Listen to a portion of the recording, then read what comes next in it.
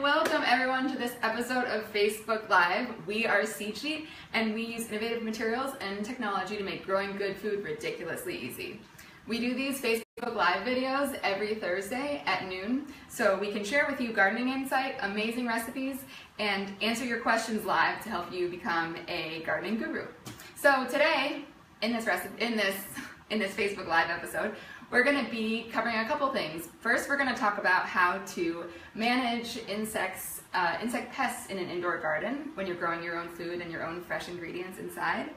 And then we're going to be making an easy, impressive appetizer with your homegrown herbs to show off your seed sheets to guests this holiday season. So we're here live on Facebook, on Instagram, and so welcome. And the whole episode, feel free, ask us anything you like, gardening questions, food questions, fresh ingredients questions, anything you like, and we will answer them live for you in this episode in a little bit. So definitely ask us anything. We're just here to help you have beautiful gardens just like this. So today we're live actually from a Manhattan apartment, and we're going to be showing you how to take really good care of your gardens, avoid insect pests, and we are going to be using the herb seed sheet to talk about that. So this is the herb seed sheet here. Like we've shown, this is it right here. So you've got the 6 different varieties of seeds, 8 different plants, all in the weed blocking fabric with these dissolvable pods. You just plant the whole sheet on top of soil in your garden container, and then as soon as you water it, the clear pods dissolve and the seeds will sprout up. So you have this perfect arrangement of all these different herbs growing fresh, and in this case under our new LED indoor light kit, which is extremely handy because you have all these herbs growing right next to your cutting board as you're preparing your Thanksgiving dinner, appetizers, entrees, and more. So we're going to be, I'll show you here what we do to get rid of insect pests, and then we'll make a really cool recipe, and it's going to be really delicious. So with the seed sheet here, we're growing living things. We're growing living food, living fresh herbs right inside. So you might have some insects that come along and want to hang out and enjoy the harvest too. So we have some tips that can help prevent them and get rid of them, and it's super easy, and there's a lot of really safe things you can do. Because we're growing food, we make sure that everything that we use to keep the gardens healthy is organic and safe to eat, because that's our #1 goal, is growing really good food. So the main thing that you want to do when you're growing a seed sheet or an indoor garden is to start with really high quality soil. So you can use the soil that we offer on our website. When you purchase a full kit on our website, we use really high quality organic potting soil that's super fresh, formulated for container gardens, or you can purchase your own, and we have some recommendations and we're glad to help you out with that. So really good soil will start you off with a good foundation. You also want really good air circulation. So with these fabric containers, they are already helping you out with that from the get-go because they allow for the soil to breathe, the plants to be really healthy, and the air to flow really nicely around the plants. So you don't have a lot of stagnant moisture. And then you want to also avoid overwatering. So you might see more insects be attracted to your garden if there's a lot of standing water or too much moisture. So to find out if you need to water, you just feel the top of the soil, just stick your hand right in there and see if the top 2 inches of soil are dry. And if it's dry, then you want to add more water. You can also lift up the container, and it's really a nice lightweight container, so if it's super light, you'll know really quickly whether it needs water. And then you want to also keep an eye out here. The plants some of the leaves will get maybe yellow and die when the old ones are just, collecting in there. We put a ton of plants in here, so when you see any that are turning yellow, you can always pick that up. It's perfectly natural, and it will just allow the garden to be more cleaned up, so it's nice and doesn't have decaying organic matter. Really well watered when it's dry, it'll be really healthy, and you'll have this right in your kitchen. If you do see insects around your garden and you're worried about it, or if you see anything suspicious when you're watering, our best solution for that we've found that's organic and safe is using neem oil extract. This is a great concentrate. You can get this on Amazon. We can link this in the comments of the post. But basically, neem oil is from a tree, so it's perfectly 100% natural. So all you do is take a empty little spray bottle, and then put a little bit of this. It has instructions on the bottle, so there's no guesswork. You just read the label, put it in a spray bottle full of water, and then just keep this thing around. So you're making it really easy for yourself to prevent insects and keep your gardens healthy. So then all you would want to do is give the foliage a spray. Even in the soil, if you see any suspicious action going on in there, you can spray the soil using this solution here, and just keep it, right underneath your sink, so it's handy and ready to attack if you need to. And if you just do this once or twice a week, it's going to show results immediately. So that's really nice about this this neem oil extract, and it's great for organic gardening. So it's completely safe for using on your food gardens and your indoor seed sheets. And then the most important thing above all is to just keep on the lookout. So just look at your plants, inspect them, and just see how they're doing.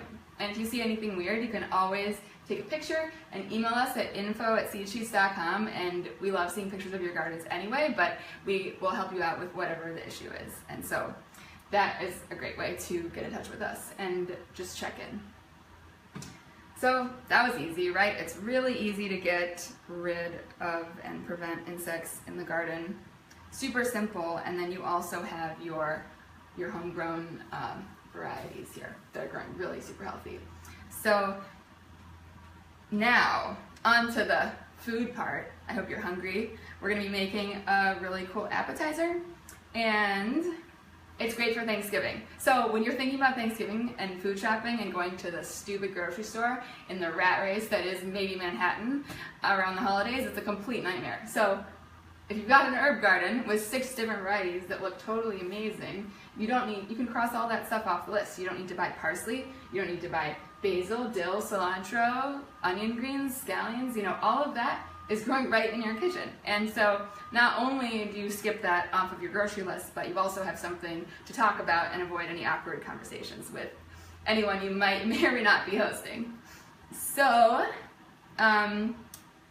one of our favorite things here, we've got all this dill. This dill is looking super healthy and happy, so we thought we would make a recipe with dill and sort of a light appetizer to kind of start on and highlight and show off your gardens and brag about it while everyone's waiting for the entrees for the main courses for Thanksgiving, because it's next week. Yikes. So this is a super simple recipe. It's really, light, like I said, so it won't fill you up like a bunch of, bread or too many crackers before dinner. So we've got some super simple ingredients that we're going to use. First off, we've got these little mini potatoes, and they're really sweet. They're easy to find in the grocery store. You can use any small potatoes. These are the sort of rainbow ones, which kind of make it more fun. And you just need probably about 15 to 20 little potatoes. You can just buy a bag of them. Depending on how many people you're having over, if you're having 20 people over, good luck. If it's a smaller group, that's cool too. Just grab, one. We're going to be probably cutting some of the larger ones in half, and then most of these will stay whole and stay little. And then you'll need some plain yogurt, so Greek yogurt works really well, some mayo, salt and pepper, and then some smoked salmon. And that's pretty much it. So, because you already have your fresh dill here, and when you go to the store and you want to get some fresh dill and you go in the produce aisle, you don't know what you're going to find. You might not even see dill, because often it's not even available, especially now we're getting into the winter. It's not totally in season for growing outside in a lot of places in the Northeast, so you might not have, it might be pretty slim pickings. So here we've got like the freshest stuff. I can smell it from here, it's amazing, and we're going to use it in this recipe. So these are Dilly Salmon Potato Poppers. Are you ready? So here we go. We're going to start by taking these potatoes, and what you're going to do is actually steam them, and you can just put them in a microwave safe bowl and put a lid on the bowl, and then microwave them for 2 minutes, and that's it. They'll be steamed and still like a little bit firm, so they're easier to handle. And so these are already cooked. So we are ready to start making the sauce. So you can take a bowl here And take your 2 tablespoons of yogurt, just lighten it up a little bit. 2 tablespoons of plain Greek yogurt, and then we'll do 1 tablespoon of mayo, because yum. And then we're going to do half a teaspoon of white wine vinegar, any vinegar. It kind of is sort of like a pickle tasting, so like you would need making a potato salad. So we'll put a little vinegar in there for a little tang, and then you want to mix that up. So super simple. You probably have most of the ingredients already at home, so it's going to be pretty cool. So that's all just mixed up, super simple. And then we'll put a little salt and pepper. And then these potatoes that we've already steamed here are already warm, so you want to do this while the potatoes are already warm, so that they really can absorb that sauce. So you just want to give them a good coat in the bowl.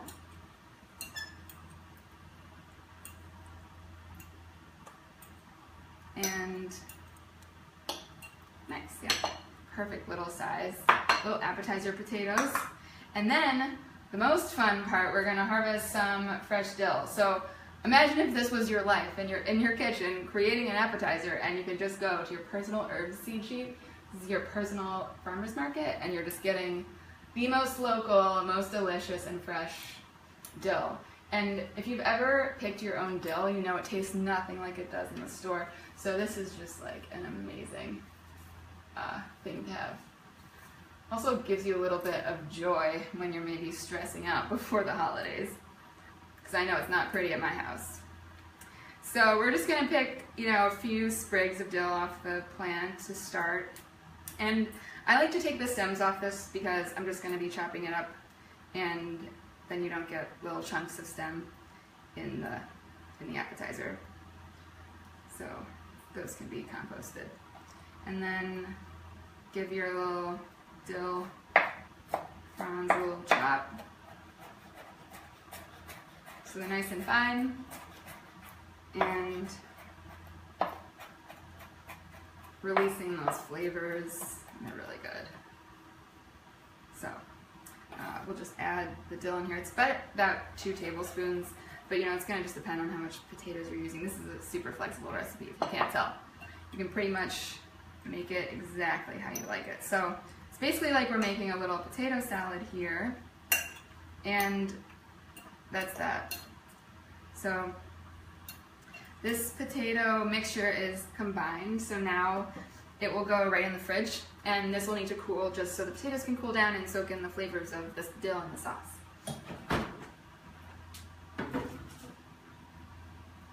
And then, just like proper TV magic, we have some that's already cooled, already mixed, and ready to assemble. So we're gonna save a little bit of dill on the side here for after. And then we've got our smoked salmon. And with the smoked salmon, it is really easy. If you just you take the whole, it comes on these little cardboard pieces, sort of plates in the packaging, so you can just cut them into strips that are about 1 to 2 inches thick, and then your salmon's already in the bite-sized pieces that you need for the little wraps.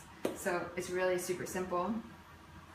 You just take, first we'll take a piece of salmon. Oh, by the way, this is also a great activity for kids, because this is a really simple recipe, and they can do it really easily and help out in the kitchen. Try to make it pretty. So you take a potato and put it right in your salmon piece, and then take a nice festive toothpick and put it right through.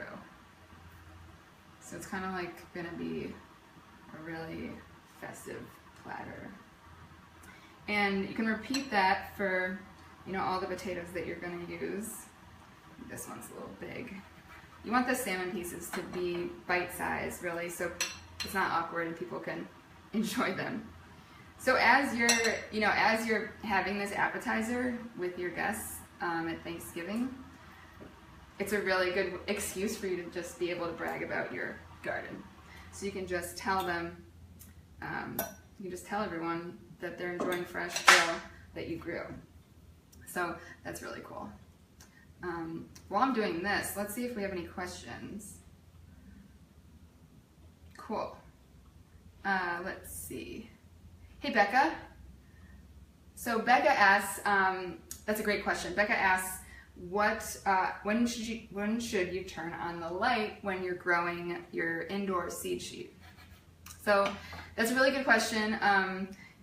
Most all seeds don't need light to sprout. So really, you can just set up your indoor seed sheet kit and then don't worry too much at first, but have it ready to go. And then once you see the little sprouts peeking up out of the soil, that's when you want to start to have your light on, so that the seedlings can see the light. So initially, just plant the seed sheet, have it set up in the stand just so it's ready and easy to just get going. And then most seeds will just sprout within the first week or sometimes 2 weeks. And that you'll want to keep a really good eye on that. And as soon as they do sprout, you can turn your light on and then have it go on for about 14-hour days. And the light comes with a timer. Yes, and thanks, Cam. And the light that the indoor kit on our website comes with a timer. So you're not having to mess around with remembering when to turn it on or off. It'll just automatically go on and off for 14-hour days, which is perfect. All right. Any other questions? We've got one here from Henry. What's up, Henry? What should I do if I'm going out of town for the holidays? That's a really good question too.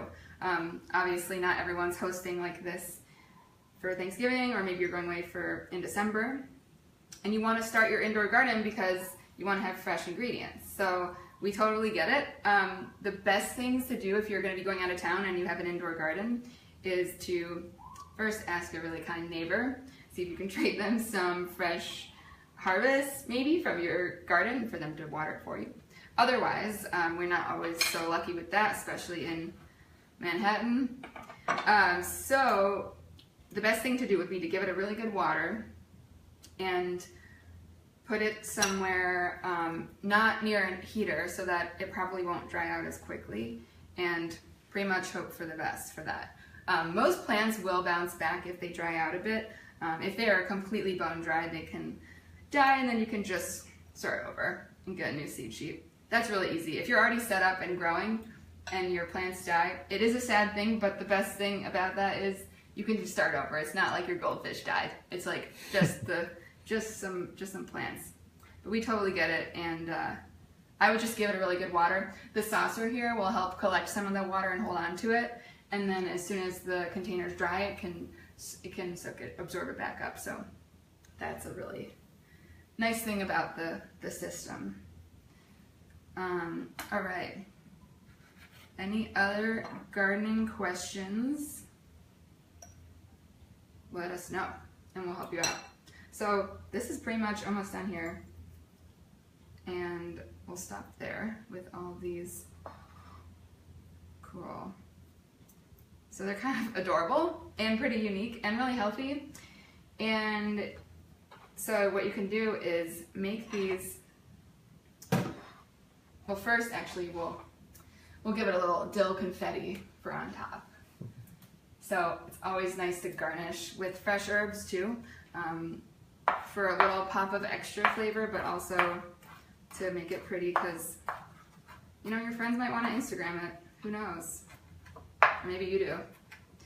So it's kind of like fun dill sort of confetti on top. And then you have a nice talking point. You can tell everyone that the appetizers here are made with your homegrown dill, as local as it gets.